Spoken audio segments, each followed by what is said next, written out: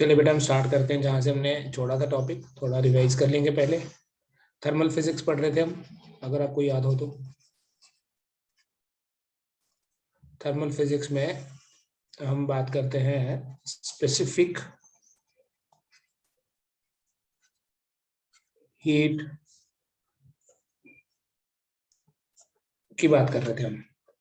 ठीक है, पहली चीज है कि आपको पता होना चाहिए कि हीट कैपेसिटी होता क्या है। What is heat capacity.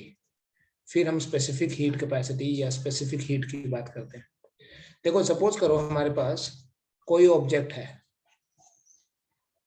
और इस ऑब्जेक्ट को, इस थ्री डायमेंशनल ऑब्जेक्ट है कोई, इस ऑब्जेक्ट के टेम्परेचर को हमने 20 डिग्री सेल्सियस से बढ़ाना है, तो ऑब्वियसली हमें इसको हीट देनी पड़ेगी। अगर 30 डिग्री सेल्सियस से बढ़ाना होता तो ज्यादा हीट देनी पड़ती। तो हीट कैपेसिटी क्या है, किसी भी सब्सटेंस को, जो भी हमारे पास गिवन अमाउंट ऑफ सब्सटेंस होगा, उसके टेम्परेचर को बढ़ाने के लिए जो हमें हीट देनी पड़ती है, that is called as specific heat. और वो हीट डिपेंड करती है किस पे, कितना टेम्परेचर में चेंज लाना है। यहाँ बेटा जो प्रोपोर्शनैलिटी कांस्टेंट है, we can write this D Q equal to S into delta T. यहाँ जो ये प्रोपोर्शनैलिटी कांस्टेंट एस है, इसको बोलते हैं हीट कैपेसिटी। याद रखना, हीट कैपेसिटी और specific heat capacity different terms हैं। अगर मैं इस एस की बात करूं, it is equal to delta Q by D T. D T लिख लो या डेल्टा टी लिख लो, एक ही बात है। सो इसका जो ऐसा यूनिट बनेगा वो तो होगा जूल पर केल्विन। ठीक है, और अगर हम कोई कॉमन यूनिट की बात करें, it will be calorie per degree Celsius. Right, it is called as heat capacity. लेकिन अगर हम यही हीट देते हैं 1 ग्राम ऑफ कोई सब्सटेंस है, 1 ग्राम ऑफ सब्सटेंस के टेम्परेचर को बढ़ाने के लिए हम हीट सप्लाई कर रहे हैं, तो तब हम इसे एस से नहीं रिप्रेजेंट करते, तब हम इसे सी से रिप्रेजेंट करते हैं। देन हमारा जो मैथमेटिकल पार्ट है, जो डेफिनेशन है, वो ऐसे बनती है कि D Q is proportional to M into D T, which means D Q is equal to C M D T. ये जो सी है, इस सी को बोलते हैं, ये हमने देख लिया पहले भी, ये हमने पहले भी पढ़ा था अगर आपको याद हो तो। इस सी को बोलते हैं हम स्पेसिफिक हीट। बिकॉज कैसे हम इसको डिफाइन करेंगे, देखो अगर हम एम को 1 ग्राम ले लें,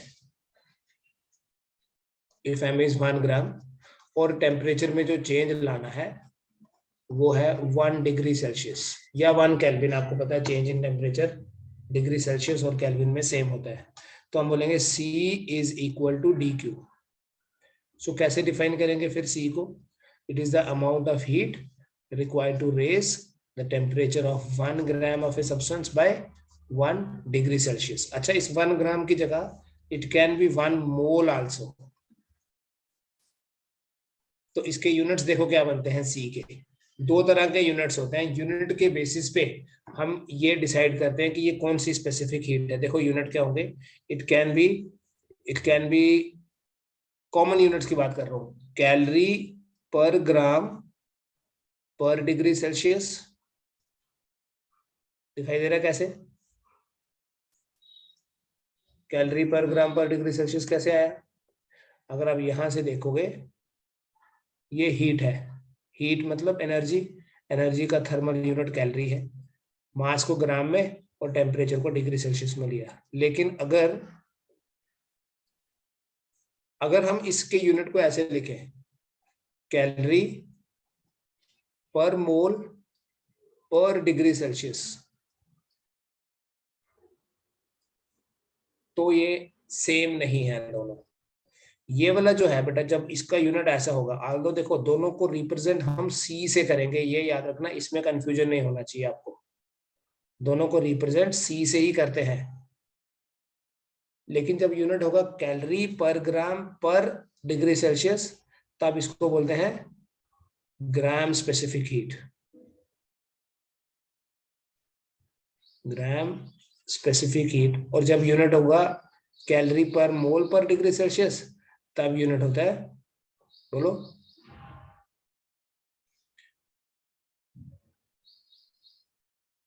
कैलोरी पर मोल पर डिग्री सेल्सियस होगा, तो इसे बोलते हैं मोलर स्पेसिफिक हीट। ठीक है, so we have gram specific heat and molar specific heat. देखो, अगर मैं डिफरेंशिएट करने के लिए एक बार अभी रिप्रेजेंट करूं, जैसे मैं यहां लिख दूं Cg, Cg is gram specific heat, it is equal to, यहां से देखना ऊपर से, dq डिवाइडेड बाय mdt। और अगर मैं मोलर स्पेसिफिक हीट की बात करूं, I will write dq divided by mu into dt। What is this mu?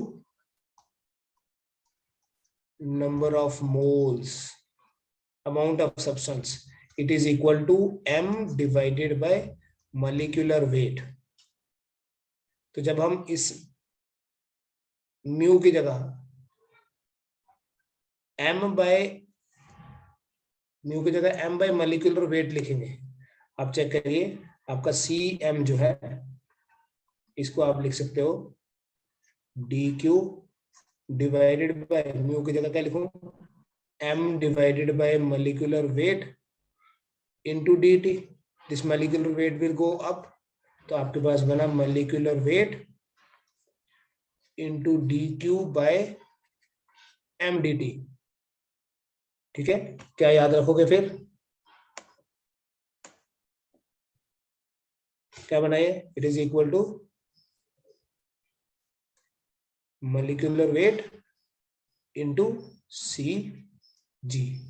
ये है relation between molar specific heat and gram specific heat. दिखाई दे रहा है सबको, molar specific heat and gram specific heat के बीच में ये रिलेशन है। अब इससे हम आगे करते हैं, इसके बेसिस पे कुछ क्वेश्चंस करते हैं।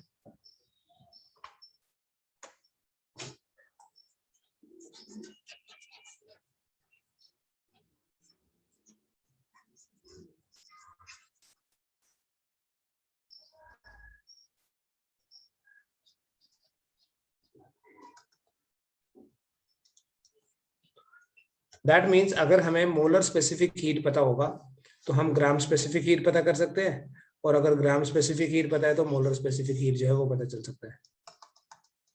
ठीक है, लेट अस सी वो कैसे करना है।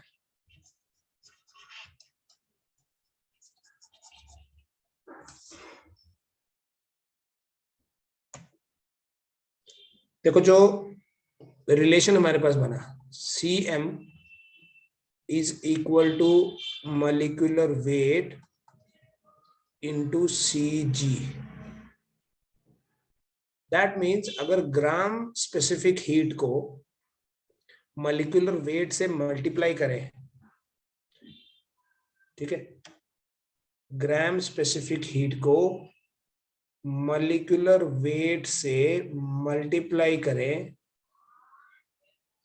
तो मिल जाएगा मोलर स्पेसिफिक हीट। ये बना लेना आप। और अगर हम मोलर स्पेसिफिक हीट को डिवाइड करें उसके जो भी सब्सटेंस है उसके मोलिकुलर वेट के साथ, मोलर स्पेसिफिक हीट को डिवाइड करोगे तो आपको ग्राम स्पेसिफिक हीट मिलेगी, और अगर आप ग्राम स्पेसिफिक हीट को मल्टीप्लाई करोगे विद मोलिकुलर वेट तो आपको मिलेगा मोलर स्पेसिफिक हीट। इतना ठीक है? ठीक है, इसके बेसिस पे मैं क्वेश्चन बता रहा हूँ आपको। ठीक है बेटा, तो सिंपल सी बात है, जो स्पेसिफिक हीट है, इनफैक्ट जो मोलर स्पेसिफिक हीट है Cm, it is equal to molecular weight into gram specific heat, या gram specific heat is equal to 1 by molecular weight into Cm। ये रिलेशन याद रखना। जैसे देखो, जो स्पेसिफिक हीट है, स्पेसिफिक हीट ऑफ वाटर, ठीक है, यूनिट से पता चलेगा आपको ये कौन सी है। It is 1 calorie per gram per degree Celsius, so that means it is gram specific heat. तो बताओ, अगर ये ग्राम स्पेसिफिक हीट है तो मोलर स्पेसिफिक हीट क्या होगी? सिंपली याद रखो बेटा, मोलर स्पेसिफिक हीट होती है molecular weight into gram specific heat. So that means molar specific heat water के लिए will be equal to what? What is the molecular weight of water? 18 into 1. अब कैलोरी पर ग्राम नहीं लिखना, calorie पर मोल पर degree Celsius. अब पर degree Celsius हो या पर केल्विन हो, it is one and the same thing. So आपका आंसर आएगा 18 कैलोरी पर मोल पर डिग्री सेल्सियस। ठीक है, जैसे एक और एग्जांपल फॉर हाइड्रोजन। हाइड्रोजन के लिए जो Cm है दैट इज 7 कैलोरी पर मोल पर डिग्री सेल्सियस। तो बताओ Cg कितना होगा? What will be gram specific heat? Simple है, Cg will be equal to gram specific heat क्या होता है? Cm divided by molecular weight. Now this is hydrogen gas, so it is 7/2 calorie. Automatically unit change कर दो आप, पर gram per degree Celsius. तो इस तरह से अगर आपको एक दिया होगा तो आप दूसरा फाइंड कर सकते हो बाय डिवाइडिंग और by multiplying with the molecular weight. ठीक है, स्पेसिफिक हीट का यूनिट पता चल गया। स्पेसिफिक हीट किसी सब्सटेंस की जो है, कुछ मैं इंपॉर्टेंट पॉइंट्स आपको बता देता हूं।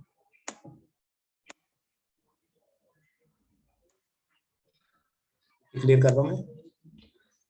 Specific heat of a substance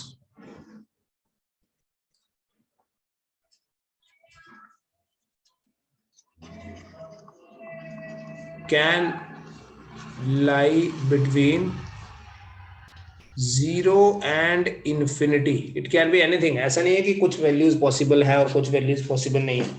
किसी सब्सटेंस का स्पेसिफिक हीट जो है वो 0 भी हो सकता है। मैं बताऊंगा कैसे स्पेसिफिक हीट 0 होता है, और किसी सब्सटेंस का स्पेसिफिक हीट इनफिनाइट भी हो सकता है। देखना कैसे। ऐसे इन जनरल अगर हम बात करें, C is equal to dQ/m into dt। देखो अगर कोई हमारे पास एडियाबेटिक प्रोसेस है, for an adiabatic process you know delta Q is equal to 0। Adiabatic process में क्या होता है? There is no exchange of heat. और जब एडियाबेटिक प्रोसेस में dQ 0 है हमारा, तो C will be equal to 0। लेकिन अगर कोई आइसोथर्मल प्रोसेस है, आइसोथर्मल प्रोसेस में क्या होता है? आज हम थर्मोडायनेमिक्स भी देखेंगे, बट ये कुछ बेसिक चीजें हैं। आइसोथर्मल प्रोसेस में टेम्परेचर रिमेन्स कांस्टेंट।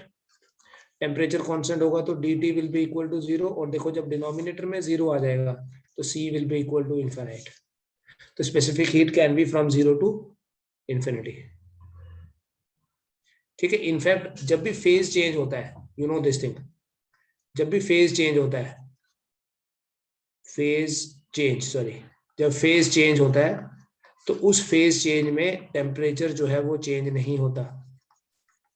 जो भी हम हीट देते हैं that gets utilized for changing the phase. Latent heat पड़ा था।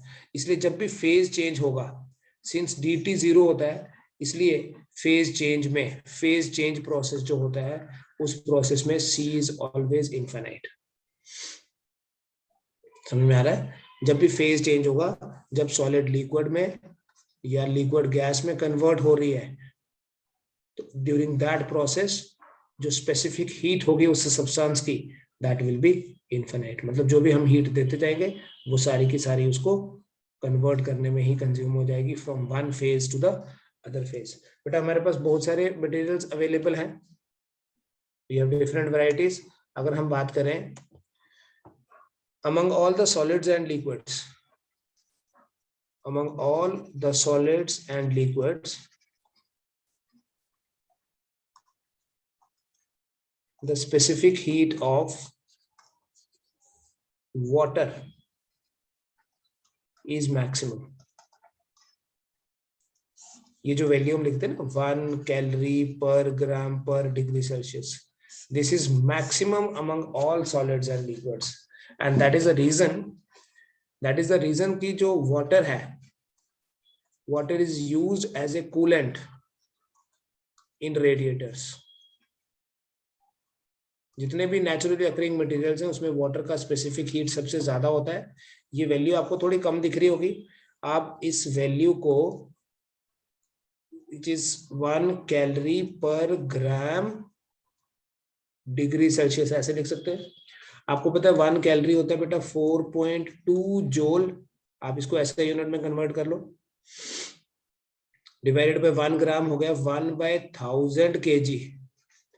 ठीक है, डिग्री सेल्सियस रहने दीजिए ऐसे, ठीक है ना, ये 1 kg इज 1000 ग्राम, तो 1/1000 kg कितना हो गया 1 ग्राम, तो इस 1 ग्राम की जगह मैंने क्या लिख दिया 1/1000, दिस विल गो अप, तो ये बनेगा 4.2 into 1000, 1000 विल गो अप, जोल पर केजी पर डिग्री सेल्सियस, इसको आप याद रख सकते हो एज 4.2 किलो जोल पर केजी पर डिग्री सेल्सियस। मतलब अगर हमारे पास 1 किलोग्राम ऑफ वाटर है, उसके टेम्परेचर को 1 डिग्री सेल्सियस बढ़ाना है तो कितनी हीट देनी पड़ेगी, एग्जैक्टली देनी पड़ेगी 4.18 किलो जोल,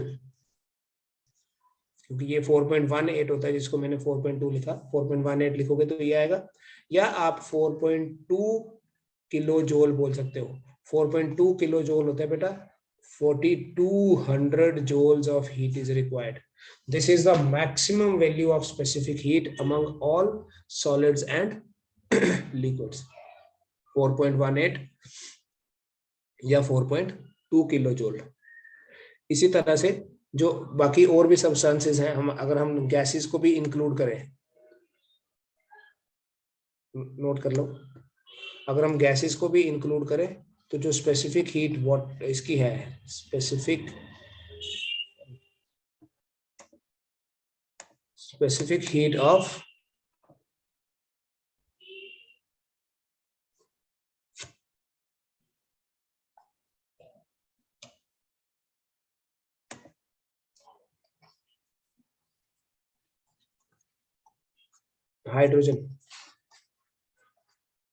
hydrogen gas is maximum among all solids,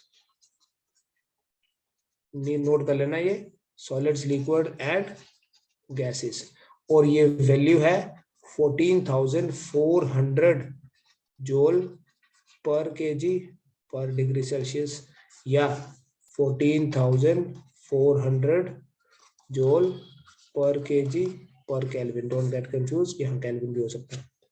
ठीक है, स्पेसिफिक हीट किसकी सबसे ज्यादा है, specific heat of hydrogen is maximum among all solids, liquids and gases. ठीक है, there are 2 types of specific heats.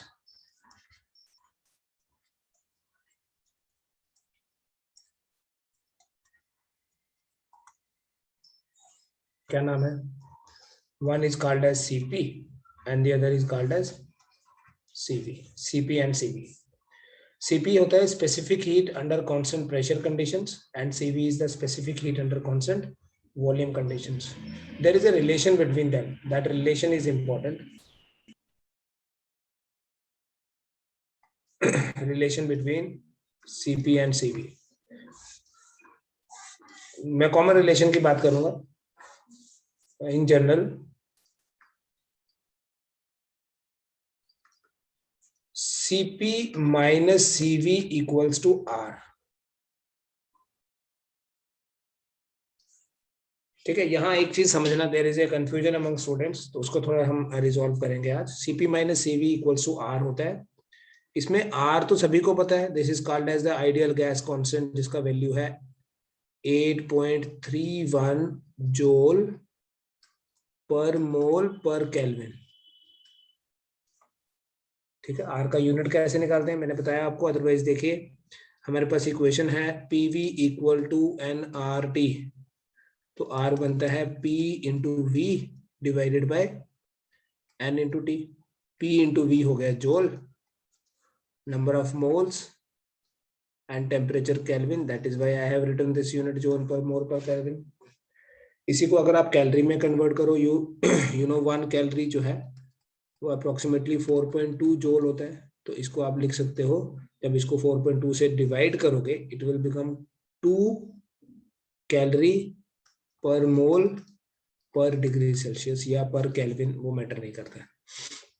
ठीक है, now let us for the timing इसके ज्यादा डिटेल में नहीं जाएंगे, वो हम थर्मोडायनेमिक्स में देख लेंगे। तो यहाँ से बेटा एक चीज क्लियर हो रही है कि सीपी जो है वो सीवी से बड़ा है। कितना डिफरेंस है सीपी और सीवी का? That is equal to the gas constant.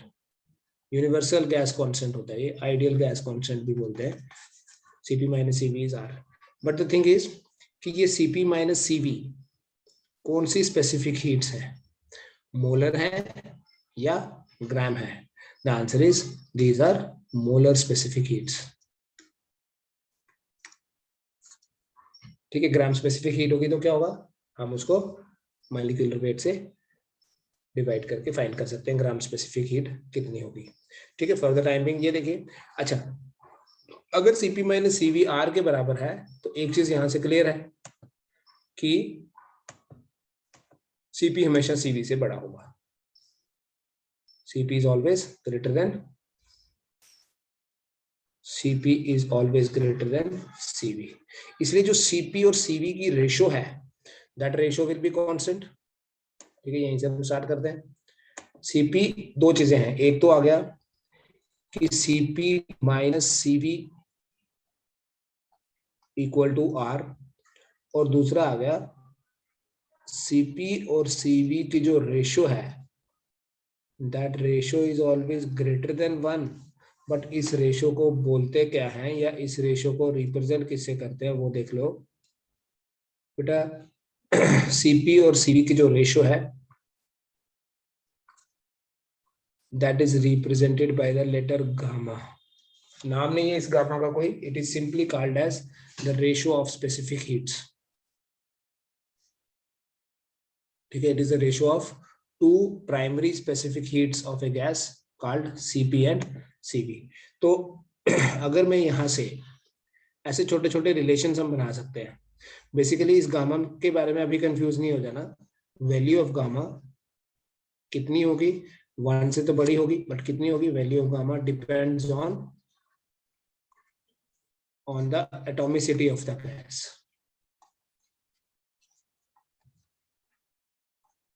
ठीक है, उस पे भी हम आएंगे बाद में कि मोनोएटॉमिक, डायटोमिक या ट्राइएटॉमिक गैसेस के लिए सीपी और सीवी को कैसे हम कैलकुलेट कर सकते हैं, या कितना होता है, अगर डायरेक्टली भी याद रखना पड़े। अगर यहीं से हम देखें, we can write CP is equal to gamma time CV, और इसको अगर हम यहाँ सब्स्टिट्यूट कर दें, so we can write CP minus gamma times, sorry छोड़ दीजिए इसको, सीपी की जगह लिखना था gamma times CV minus CV equals to R. आप सीवी कॉमन ले लो, सीवी कॉमन ले लीजिए, gamma minus 1 will be equal to are.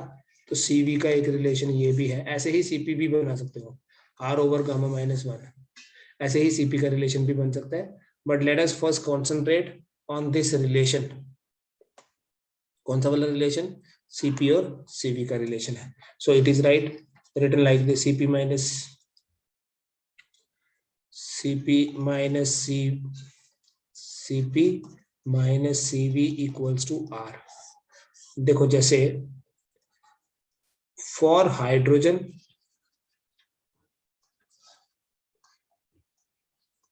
And oxygen, hydrogen is H2 and oxygen is O2, the relation between, ये question की form में दे रहा हूं मैं आपको समझाने के लिए, for hydrogen and oxygen the relation between Cp and Cv are Cp minus Cv equal to A and Cp minus Cv equal to B respectively। ठीक है, हाइड्रोजन के लिए Cp माइनस Cv A के बराबर है, और ऑक्सीजन के लिए Cp माइनस Cv जो है वो B के बराबर है। ठीक है, let me write the question again. For hydrogen, मैं क्वेश्चन इधर से ही स्टार्ट कर देता हूं। For hydrogen Cp minus Cv equal to A। For oxygen, gases की बात हो रही है, यहाँ H2 है और यहाँ O2 है, Cp minus Cv equal to B। Question ये है, find the relation between A and B if number one, Cp and Cv are molar specific heats, and number two, Cp and Cv are gram specific heats. Question समझ में आ गया? Hydrogen gas के लिए एक बार आपने Cp और Cv को लेना है कि ये मोलर स्पेसिफिक हीट्स हैं, Cp minus Cv A, Cp minus Cv B, और दूसरी बार आपने लेना है कि ये Cp और Cv जो है ये मोलर स्पेसिफिक हीट नहीं है, these are gram specific heats. तो अब कैसे पता करेंगे? देखो, अगर हम पहले बात करें मोलर स्पेसिफिक हीट्स हमने लेनी है, तो हमें ये पता है कि मोलर स्पेसिफिक हीट की जब बात होती है तब मॉलिक्यूलर वेट की बात नहीं होती, वो तो जनरल फॉर्मूला हमारे पास Cp minus Cv equals to R। तो हाइड्रोजन और ऑक्सीजन दोनों के लिए अगर हम देखें, for H2 Cp minus Cv equal to A and actually it is equal to R, and for oxygen Cp minus Cv B दिया हुआ है, लेकिन फिर भी ये अगर मोलर स्पेसिफिक हीट है तो ये भी R के बराबर होगा। तो इन दोनों को कंबाइन करके आपके पास सिंपली जो रिलेशन निकलेगा A और B के बीच में वो ये होगा कि अगर A और B मोलर स्पेसिफिक हीट्स हैं, अगर A और B मोलर स्पेसिफिक हीट्स हैं तो Cp माइनस Cv जो है वो दोनों R के बराबर होगा, विच मीन्स A और B दोनों बराबर है। बट अगर Cp और Cv ग्राम स्पेसिफिक हीट्स है, ठीक है, नेक्स्ट में बात करता हूं ग्राम स्पेसिफिक हीट लेके।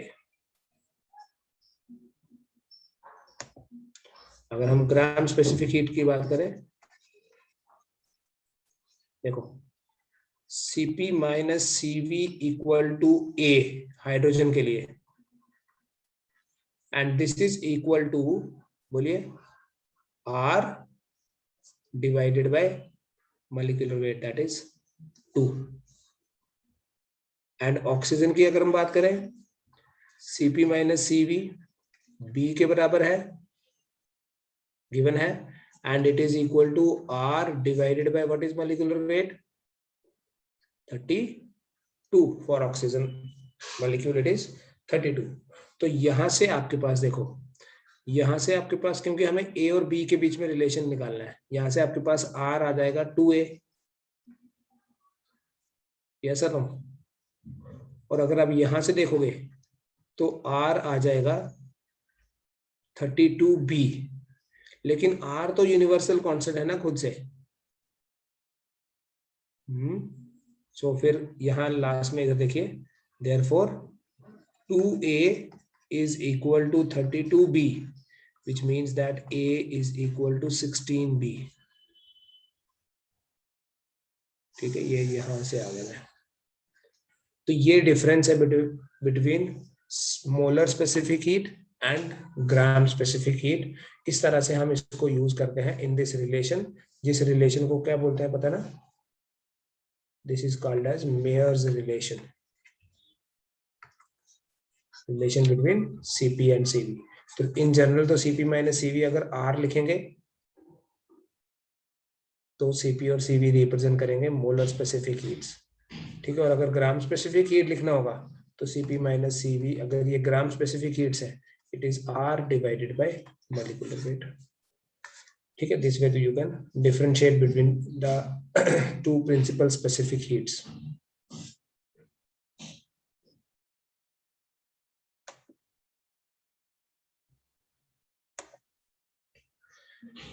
फिर मैं एटॉमिसिटी की बात कर रहा था, आल्दो एटॉमिसिटी के बारे में हम केटीजी में पढ़ते हैं, बट सिंस ये थोड़ा सा इंटरमिंगल्ड है पूरा चैप्टर, हमारे पास कौन सी गैसेस हैं? We have monoatomic, diatomic and triatomic gases. अभी मैं डायरेक्ट वैल्यू बताऊंगा आपको। मोनोएटॉमिक गैस के लिए जो Cp की वैल्यू होती है, या इनफैक्ट याद रखो गामा हमने फाइंड करना होता है सीपी बाई सीवी। थर्मोडाइनमिक्स में फिर से आएंगे हम इस चीज के ऊपर, इसलिए मैं अभी डायरेक्ट वैल्यू बताता हूँ। मोनोटॉमी के लिए गामा की वैल्यू होती है बेटा 5/3। 5/3 मीन्स आप याद रखिए इट इज 1.67। डायटोमिक के लिए गामा की वैल्यू होती है 7/5 विच इज 1.4। और ट्राइटोमिक, इनफैक्ट ट्राइटोमिक में हमारे पास डिफरेंट टाइप्स होती हैं। Triatomic can be triangular, triangular जैसे वाटर हैज ट्राइएंगुलर सिमेट्री, या लीनियर हो सकता है, लीनियर मॉलिक्यूल होता है जैसे कार्बन डाइऑक्साइड। तो इनके लिए सीपीसीबी की वैल्यूज डिफरेंट आती हैं। बट अगर हम जनरल बात करें, मैं जनरल जब बोलूंगा तो मैं ट्राइंगल की बात कर रहा हूँ, 4/3 या 1.33 होता है। तो ये वैल्यूज ऑफ गामा है for different types of gases, जिसको हम थर्मोडायनेमिक्स में केटीजी में दोबारा से देखेंगे कैसे ये कैलकुलेट करनी होती है। Basically we need to study कि डिग्रीज ऑफ फ्रीडम, ठीक है, इसके पे हम बाद में आएंगे। So for the time being आपको स्पेसिफिक हीट पता चल गया, मोलर स्पेसिफिक हीट पता चल गया, कैलोरीमेट्री हमने पढ़ लिया। फिर नेक्स्ट है बेटा Newton's law of cooling. Newton's law of cooling.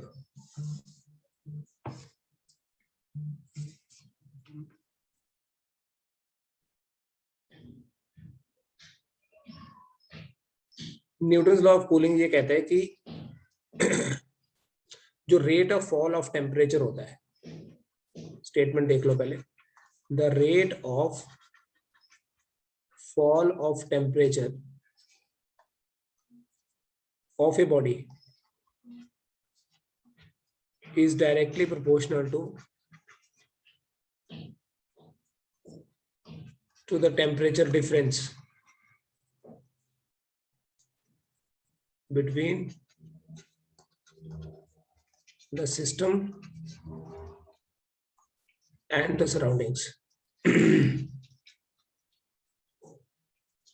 ठीक है, इस स्टेटमेंट को लिख लीजिए, इस पे बेस क्वेश्चन एक पक्का आएगा एग्जाम में। The rate of fall of temperature is directly proportional to the temperature difference between the system and the surroundings. इसका ये मतलब है कि for the same fall in temperature,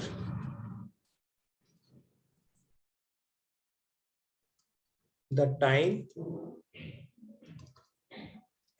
goes on increasing. ठीक है, मैं पहले थोड़ा सा जस्टिफाई कर देता हूँ इस स्टेटमेंट का मतलब क्या है, फिर मैं ये स्टेटमेंट भी लिखूंगा। देखो, मान लीजिए कि कोई ऑब्जेक्ट है या हमारे पास कोई कप है और इस कप में चाय है। ठीक है, इस चाय का टेम्परेचर है सपोज 85 डिग्री सेल्सियस, जो कि 1 मिनट के बाद, after 1 minute it becomes 80 degree Celsius या 75, चलो एग्जांपल 80 ले लेते। 1 मिनट के बाद कितना हो गया? 1 मिनट के बाद 5 डिग्री सेल्सियस कम होके 85 से 80 आ गया। एंड आफ्टर अनदर 1 मिनट अगर हम उसको ऑब्जर्व करें, या ऐसे देखो, अब फिर से 5 डिग्री डिक्रीज होना है, तो टाइम 1 मिनट लगेगा, ये 1 मिनट से ज्यादा टाइम लगेगा? The answer is the time will be more than 1 minute. अब उस बॉडी को 80 to 75 आने में ज्यादा टाइम लगेगा। For the same fall in temperature, देखो मैंने क्या लिखा, नोट कर लेना इस स्टेटमेंट को। For the same fall in temperature the time goes on increasing. कि अगर 85 से 75, 85 से 80 और 80 से 75 सेम फॉल हुआ ना, यहाँ भी 5 डिग्री सेल्सियस का डिक्रीज हुआ टेम्परेचर, और यहाँ भी टेम्परेचर 5 डिग्री सेल्सियस डिक्रीज हुआ। यहाँ 1 मिनट, यहाँ 1 मिनट से ज्यादा टाइम लगेगा। इस स्टेटमेंट को न्यूटन्स लॉ ऑफ कूलिंग बोलते हैं, क्योंकि बेसिकली ये डिपेंड करता है किस पे? It depends on the temperature difference between the system and the surroundings. और वो जो टेम्परेचर डिफरेंस है वो धीरे धीरे कम हो रहा है। कम हो रहा है कैसे? देखो, मान लीजिए सराउंडिंग का टेम्परेचर 20 डिग्री सेल्सियस है, तो पहले 85 और 20 का डिफरेंस ज्यादा है, बाद में 80 और 20 का डिफरेंस कम हो गया। तो जब ये डिफरेंस कम हो जाता है तो रेट ऑफ फॉल भी कम हो जाता है, मतलब अब स्लो हो जाता है डिक्रीज, जो टेम्परेचर डिक्रीज हो रहा है that becomes slow. So for the same fall in temperature the time goes on increasing, right. तो वी कैन से कि जो D Q by D T है इसको बोलेंगे rate of fall of heat. ये तो डायरेक्टली प्रोपोर्शनल होता है d T by D T के, ठीक है। ये तो आप स्पेसिफिक हीट के बेसिस पे बोल सकते हैं, हमें पता है ना d Q is equal to m c d T, तो दोनों तरफ से डी टी से डिवाइड कर लो।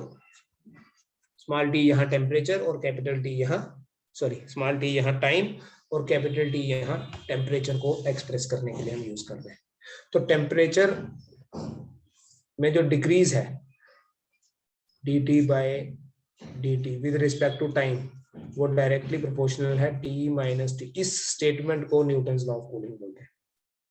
dt by dt is proportional to t minus t0. So dt by dt is equal to k into t minus t0.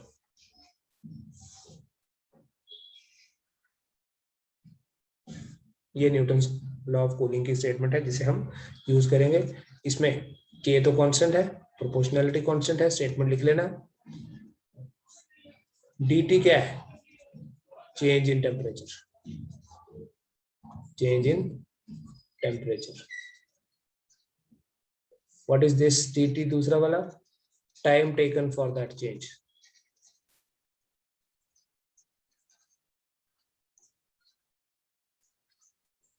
And what is this t capital?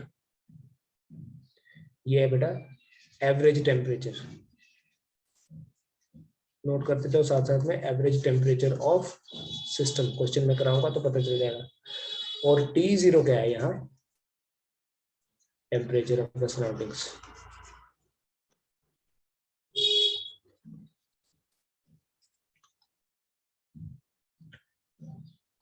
ठीक है।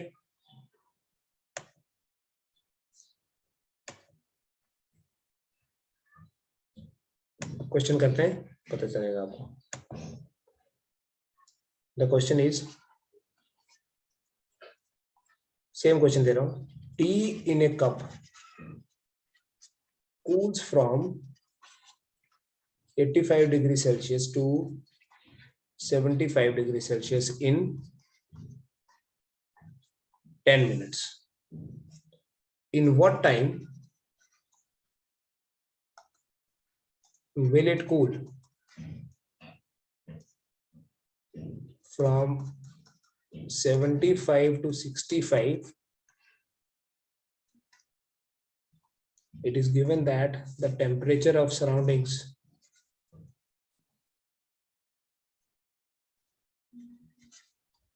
is 20 degrees Celsius. Question समझ में आ जाता है। किसी cup में चाय है, 85 से 75 हो गया उसका टेम्परेचर, 10 मिनट लगे।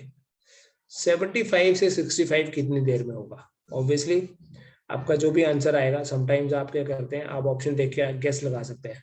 जो ऑप्शन आएगा आपका वो 10 से बड़ा ही होना चाहिए। तो अगर 10 है या 10 से छोटी वैल्यू है वो तो इग्नोर कर दीजिए पहले ही। अब इस तरह के क्वेश्चन को आपको ना सॉल्व करना पड़ता है, बट यही है कि जो आप प्रैक्टिस करेंगे तो आप टाइम डिक्रीज कर सकते हैं, कम टाइम में सॉल्व कर सकते हैं। जैसे देखो यहाँ पहला केस क्या है हमारे पास, 85 से 75 हुआ, डायरेक्ट लिखूंगा बेटा। 85 से 75 हुआ तो चेंज हुआ 10 डिग्री सेल्सियस। 10 मिनट लगे, स्मॉल डी टी मैंने लिख देना 10 minute. Average temperature of the system लिखा था मैंने, वो आप कैसे निकालोगे? 85 और 75 का एवरेज निकालना, दोनों को ऐड कर दो, 2 से डिवाइड कर दो, 85 और 75 का एवरेज आ जाएगा 80 डिग्री सेल्सियस, ठीक है। तो इक्वेशन आपके पास क्या है? dt by D T is equal to K into T minus T0। T0 तो दोनों केसेस में आपको 20 ही लेना है, चाय के ठंडे होने से रूम तो गर्म नहीं हो जाएगा, तो इसलिए T0 विल रिमेन सेम। तो dt कितना है? 10, स्मॉल dt भी 10 दिया है, equal to K into average temperature 80 minus 20, तो ये आ गया 1 इक्वल टू के इंटू 60। तो बेटा यहाँ से आपके पास k आ जाता है 1/60। इस k को हम सेकेंड पार्ट में यूज करेंगे। And what about the second part? Case 2 में क्या था हमारे पास, देखो, what is change in temperature? 10 degree Celsius, 75 से 65। कितना टाइम लगा वो तो हमने निकालना है। ठीक है, एवरेज टेम्परेचर कितना है? 75 और 65 का कितना एवरेज हुआ? 70 हुआ, 140/2 आ जाएगा। ठीक है, और k आप कितना लोगे?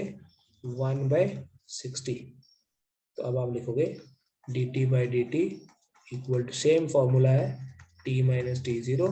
सो dt कितना है दिया? 10। ये वाला dt एज इट इज रहने दीजिए, फाइंड करना है 1/60 इंटू t - t0। t कितना? 70 -20। तो ये आपके पास आ गया बेटा 5/6।